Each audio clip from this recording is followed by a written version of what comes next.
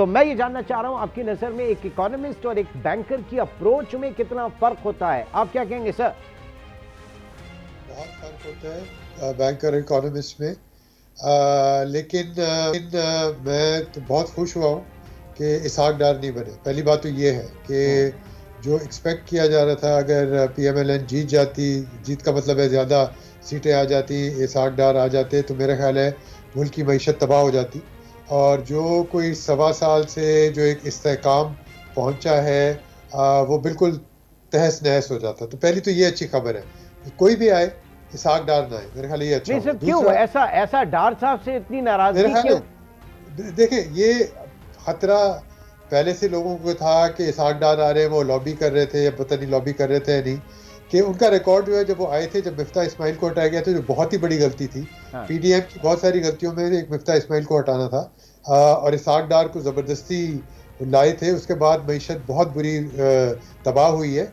और सिर्फ जब हुकूमत का खात्मा हुआ था, जब उनके 5 साल पूरे हो गए थे पिछले अगस्त में, हम्म। उसके बाद जाके कुछ इस्तेहकाम आया था। और ये मेरा ख्याल है इस वजह से नहीं आया था कि शमशाद अख्तर थी या कोई और था, इस वजह से आया था कि इसहाक डार नहीं थे। ये बहुत बहुत भारी और इम्पोर्टेंट ऐसी पॉइंट है। ऐसी ऐसी क्या पॉलिसी थी डार साहब की जिसमें आप समझ रहे हैं कि बहुत शदीद नुकसान पहुंचाया, और मोहम्मद औरंगजेब साहब जो हैं वो डिफरेंट करेंगे? जरा इसके ऊपर भी आ जाइए। हाँ बिल्कुल, अभी अभी आते हैं औरंगजेब पे।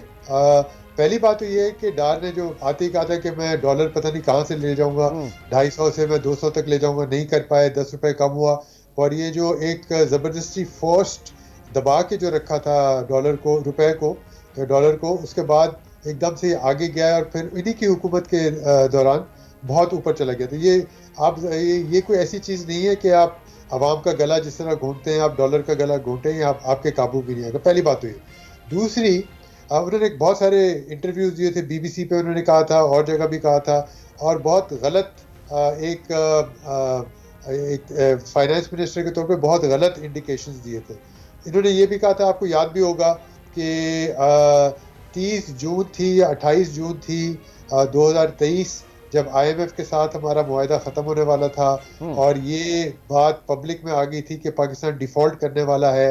लेकिन हुआ ये जो सुनने में आता है कि शहबाज शरीफ जो उस वक्त के वज़ीर आज़म थे, वो उनसे मिले, आईएमएफ की जो हेड हैं उनसे मिले, और उन्होंने फिर जाके आगे बात बढ़ी। हम्म। क्योंकि जो बातें पब्लिकली इसहाक डार कर रहे थे, वो मुल्क को, मईशत को, पाकिस्तान की सियासत को, डिप्लोमेसी वगैरह को बहुत नुकसान पहुंचा रही थी। तो मेरे ख्याल ठीक है, है। मैं तो कम से कम बहुत खुश हूँ अच्छा। कि वो अब नहीं है। पहली बात तो ये, उनकी जगह कोई और आ जाता है, वो और बात है। लेकिन ये औरंगजेब साहब आए, मैं इनको जानता नहीं हूँ।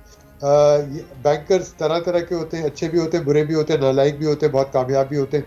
मुझे नहीं मालूम हबीब बैंक में इन्होंने क्या किया है, क्योंकि मैं जानता नहीं, मैं कुछ कह नहीं सकता।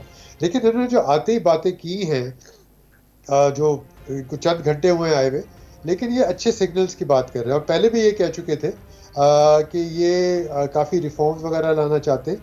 और अगर कल या परसों आईएमएफ की टीम आती है, तो हाँ। ये बहुत एक अच्छा सिग्नल है मेरे ख्याल से।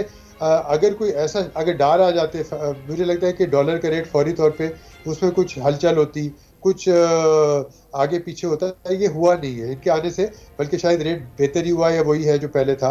तो ये इस्तेहकाम जो है, एक तरह का तसलसल ठीक है। जो पहले चल रहा था, मुझे लगता है ये थोड़ा बहुत चलता रहेगा। एक लेकिन कंसिस्टेंसी जो है उसको उसको चलना चाहिए। ठीक है। बहुत जरूरी,